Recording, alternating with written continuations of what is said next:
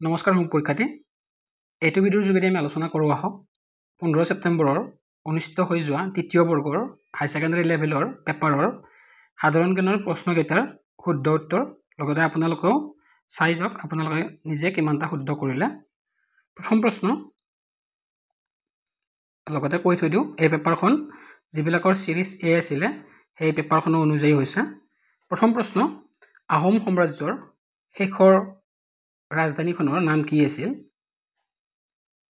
চৰাইদেউ যোৰহাট ৰংপুৰ গড়গাঁও চাৰিটা অপচনৰ ভিতৰত শুদ্ধ অপচনটো হৈছে option B Jorhat next question Srimanta শংকৰদেৱৰ বুঢ়ী আইতাকৰ নাম কি আছিল আইদেউ আইতা খেৰহুটি জাকৈমতি হৈৰন্ধি শুদ্ধ উত্তৰ হৈছে অপচন সি খেৰহুটি নেক্সট কোৱেশ্চন মহীশূৰৰ সিংহ ৰূপে কোন জনজাত আছিল আদিল শাহ হায়দৰ আলী কৃষ্ণৰজা উদেয়াৰ টিপু সুলতান শুদ্ধ উত্তৰ হৈছে অপচন ডি টিপু সুলতান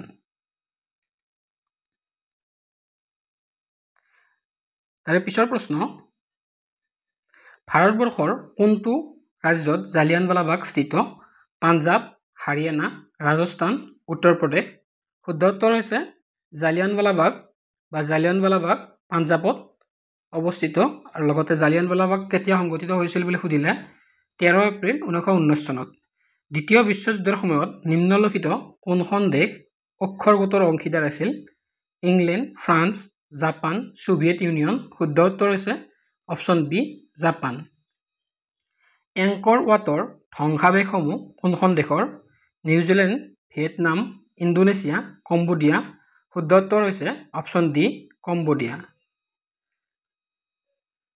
তাৰ পিছৰ প্ৰশ্ন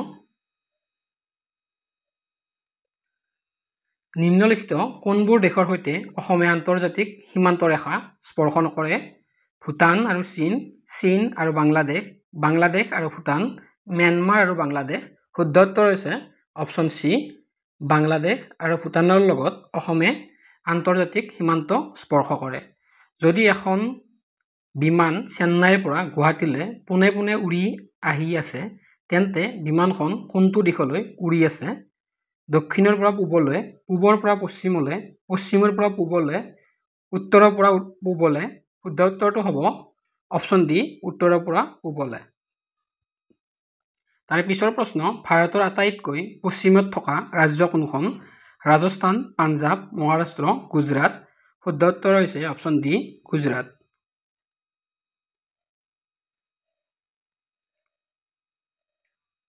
তাৰে পিছৰ প্ৰশ্ন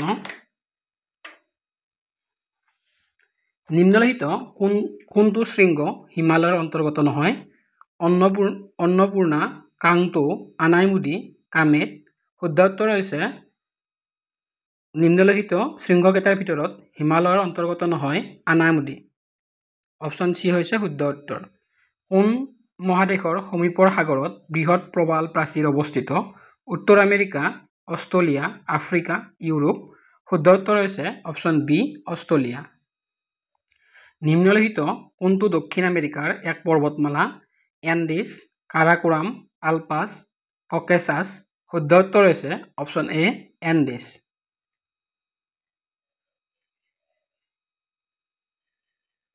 নেক্সট কোৱেশ্চন সাগৰৰ তলিত হোৱা আগ্নেয়গিৰি উদগীৰণ অথবা ভূমিকম্পই সৃষ্টি কৰা বৃহৎ ঢৌটোক কি বুলি কোৱা হয় সুনামি বামাৰলি তুষাৰপাত ভূমিস্খলন শুদ্ধ উত্তৰ হৈছে অপচন এ সুনামি ৰাজ্যসভাৰ অধ্যক্ষ কোন প্ৰধানমন্ত্ৰী উপৰাষ্ট্ৰপতি লোকসভাৰ অধ্যক্ষ ৰাষ্ট্ৰপতি শুদ্ধ উত্তৰ হৈছে অপচন বি উপৰাষ্ট্ৰপতি ভাৰতৰ ৰাষ্ট্ৰপতিক কোনে শপত পাঠ কৰোৱায় প্ৰধানমন্ত্ৰী দিল্লী উচ্চ ন্যায়ালয়ৰ মুখ্য ন্যায়াধীশ উচ্চতম ন্যায়ালয়ৰ মুখ্য ন্যায়াধীশ লোকসভাৰ অধ্যক্ষ শুদ্ধ উত্তৰ হৈছে অপচন সি উচ্চতম ন্যায়ালয়ৰ মুখ্য ন্যায়াধীশ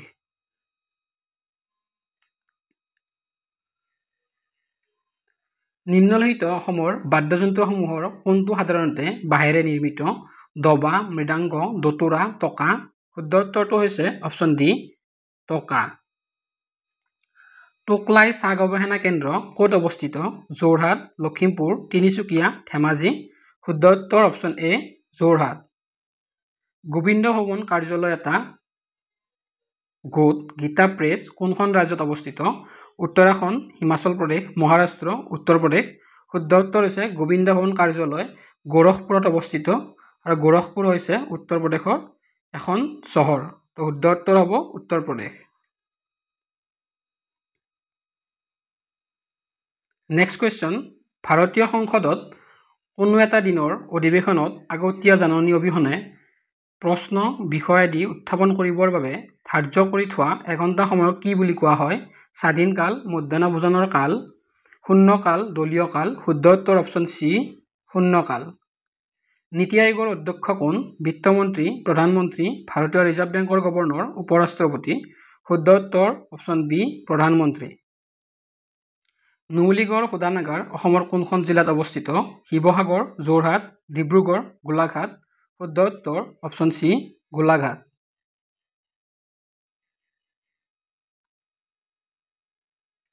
আন্তৰ্জাতিক উৎসৱ কুল্লু দশেৰা কোনখন ৰাজ্যত পালন কৰা হয় হিমাচল প্ৰদেশ উত্তৰাখণ্ড উত্তৰ প্ৰদেশ হাৰিয়ানা শুদ্ধ উত্তৰ option A Himachal Pradesh Bering প্ৰণালীয়ে কোন দুটা ভূখণ্ডক পৃথক কৰে শুদ্ধ উত্তৰটো হৈছে অপশ্যন বি আমেৰিকা যুক্তৰাষ্ট্ৰ আৰু ৰাছিয়া শংকুৰাজ কোঁৱৰে গোৱা অলকানন্দা গীতটিৰ গীতিকাৰ কোন শুদ্ধ উত্তৰ অপশ্যন ডি মৈত্ৰী পাটৰ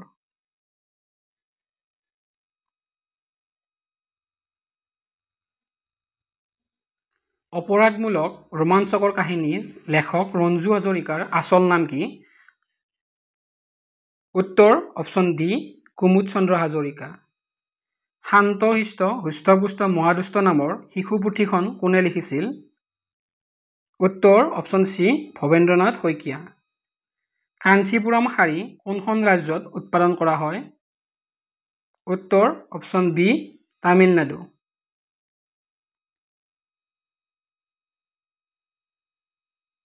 নেক্সট কুৱেশ্যন নিম্নলিখিত কোনগৰাকী এজন বিখ্যাত চিত্ৰকৰ শিল্পী শুদ্ধ উত্তৰ অপশ্যন এ ফ্ৰেন্স ভেন গগো অসমৰ তানিয়া চৌধুৰী আৰু নয়নমণি শইকীয়াই কোনবিধ খেলক ভাৰতক প্ৰতিনিধিত্ব কৰে শুদ্ধ উত্তৰ option A lawn ball badminton খেলুৱৈগৰাকীক চিনাক্ত কৰক শুদ্ধ উত্তৰ option B Pullela Gopichand next question 2020 Tokyo' অলিম্পিকত ভাৰতে কোনবিধ খেলত কোনো পদক লাভ কৰা নাছিল শুদ্ধ উত্তৰ অপশ্যন চি টাইকোৱাণ্ডো বাৰ্ষিক প্ৰতিযোগিতাৰ শৃংখলা ডায়মণ্ড লীগ কোনবিধ খেলৰ সৈতে জড়িত শুদ্ধ উত্তৰ option D track and field খেলৰ লগত অশুদ্ধকৈ ৰজিতা খোৱা জোৰটো চিনাক্ত কৰক শুদ্ধ উত্তৰ হৈছে ষ্টিফেন এডবাৰ্গ নামৰ ক্ৰিকেট খেলৰ লগত জড়িত কোনো খেলুৱৈ নহয় বাকীবোৰ লন টেনিছৰ লগত জড়িত হৈছে বিয়ান বৰ্গ ক্ৰিষ্টিয়ানো ৰনাল্ডো হৈছে ফুটবলাৰ এজন টাইগাৰ উডছ হৈছে গল্ফ খেলুৱৈ সেইবাবে শুদ্ধ উত্তৰ হৈছে অপশ্যন এ ষ্টিফেন এডবাৰ্গ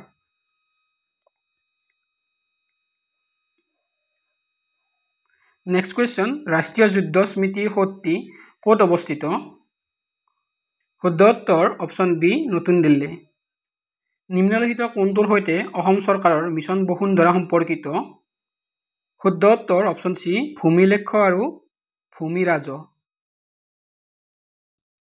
নিম্নলিখিত কোনটো প্ৰতিষ্ঠান বাণিজ্যিক বাহনৰ ব্যৱসায়ৰ লগত জড়িত নহয়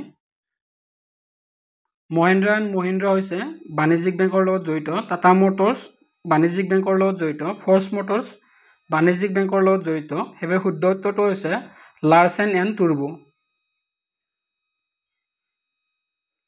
তাৰে পিছৰ প্ৰশ্ন কোনো তৰল পদাৰ্থৰ pHৰ মান 5.0 হ'লে সেই তৰল পদাৰ্থবিধ কি হ'ব শুদ্ধ উত্তৰ অপশ্যন ডি আমলিক প্ৰকৃতিৰ 1 জানুৱাৰী 2024 সাপেক্ষে ভাৰতৰ উপৰাষ্ট্ৰপতি কোন উত্তৰ অপশ্যন চি জগদীপ ধনখড় নিম্নলিখিত কোনটো প্ৰথম শ্ৰেণীৰ লিভাৰৰ অন্তৰ্গত শুদ্ধ উত্তৰ অপশ্যন এ কেচি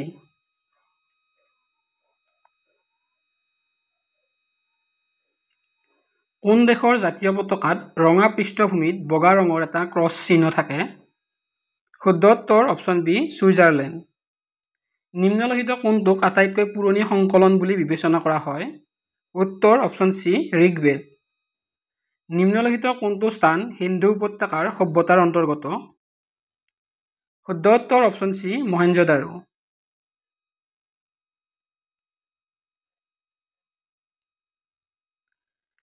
ৱাটলাৰো যুদ্ধত নিম্নলিখিত কোনগৰাকী জড়িত?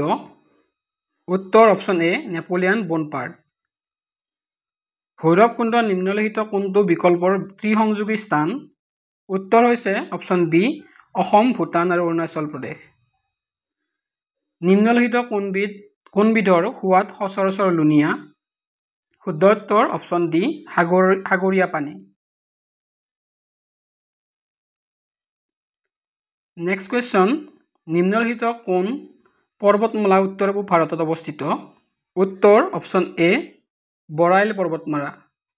নিম্নলিখিত কোনটো উক্তি অশুদ্ধ? লাক্ষাদ্বীপ ভাৰতৰ এখন কেন্দ্ৰীয়শাসিত ৰাজ্য, মালদ্বীপ ভাৰতৰ এখন কেন্দ্ৰীয়শাসিত ৰাজ্য, আন্দামান আৰু নিকোবৰ দ্বীপপুঞ্জ ভাৰতৰ এখন কেন্দ্ৰীয়শাসিত ৰাজ্য, পুডুচেৰী ভাৰতৰ এখন কেন্দ্ৰীয়শাসিত ৰাজ্য। শুদ্ধ উত্তৰ হৈছে অপশ্যন বি মালদ্বীপ ভাৰতৰ এখন কেন্দ্ৰীয়শাসিত ৰাজ্য। এইটো হৈছে অশুদ্ধ। কোনখন মহাদেশৰ মাজেৰে বিষুৱ ৰেখা, মকৰক্ৰান্তি ৰেখা আৰু কৰ্কটক্ৰান্তি ৰেখা পাৰ হৈ গৈছে? শুদ্ধ উত্তৰ অপশ্যন ডি আফ্ৰিকা। তাৰে পিছৰ প্ৰশ্ন, নিম্নলিখিত কোনখন আমেৰিকা যুক্তৰাষ্ট্ৰৰ এখন দ্বীপৰাজ্য? শুদ্ধ উত্তৰ অপশ্যন চি হাৱাই। ভূগৰ্ভৰ গভীৰতাৰ পৰা গৰম পানী আৰু বাষ্প বিস্ফোৰণৰ জৰিয়তে নিৰ্গত হোৱা পৰিঘটনাক কোৱা হয়? শুদ্ধ উত্তৰ অপশ্যন এ উষ্ণ প্ৰস্তৱন। নিম্নলিখিত কোনটো ভাৰতৰ সংবিধানৰ উপাদান নহয়? শুদ্ধ উত্তৰ অপশ্যন বি কেন্দ্ৰৰ নিৰ্দেশাত্মক অধিকাৰ।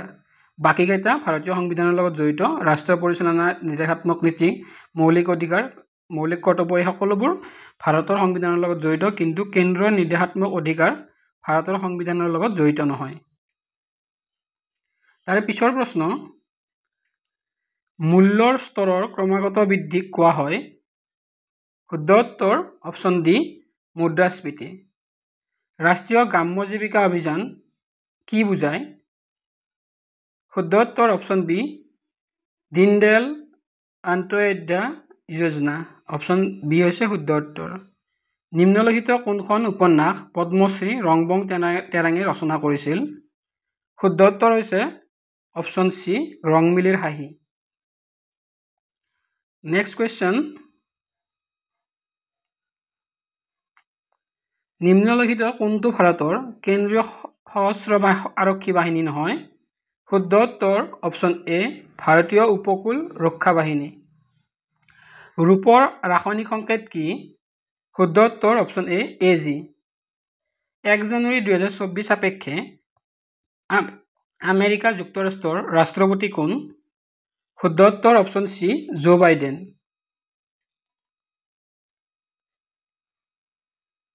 নেক্সট কুৱেশ্যন, নিম্নলিখিত